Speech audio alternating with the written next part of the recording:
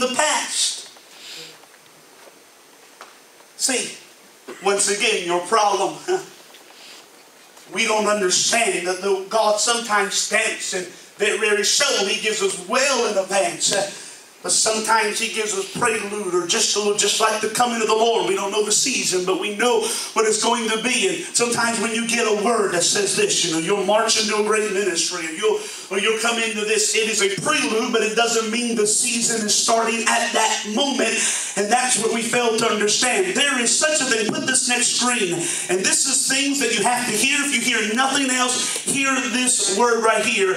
There is such a thing as due season. Yes. Hear that? There is such a thing as due season. Meaning this, that if everything has a season, there is such a thing or such a season as due season. Meaning this, just because you haven't seen it yet doesn't mean that it's not going to come to pass. God is not a man that He should lie. And if God spoke it into the atmosphere, it has to come to pass. See, we don't understand due season. I remember praying for things years and years ago. God, do this in the body of Christ. Do that. Lord, do this in our church. And now I see some of the things that I prayed for years ago coming to pass today. Why? Because I wasn't ready for it years ago. Amen. Some of you have not seen things yet in your life. Hate to bust your well, I'll just say your egotistical bubble, but maybe you weren't ready for it yet. Yes. And it doesn't, oh, I know that went over like a herd of turtles.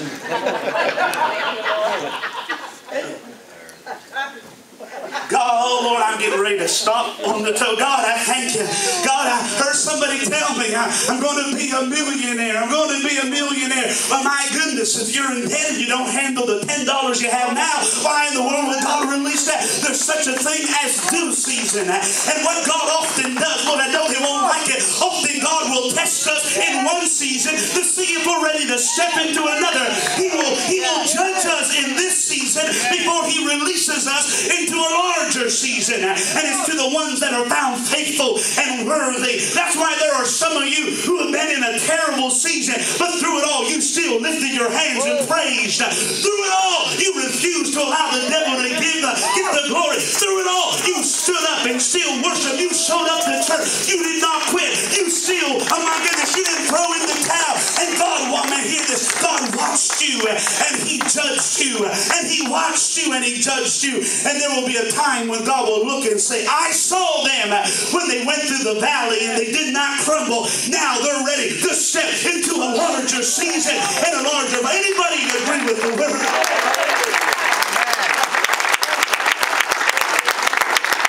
I hear somebody's going to be looking at you and this year say, what happened to them? There was little old Miss So-and-so. So meek and so quiet. Then the Holy Ghost got on them. There was little old Peter in his old season cussing and denying Christ. But look at Peter at the day of Pentecost preaching and 3,000 got saved. God is changing the season. And the word do there is interesting. It means this.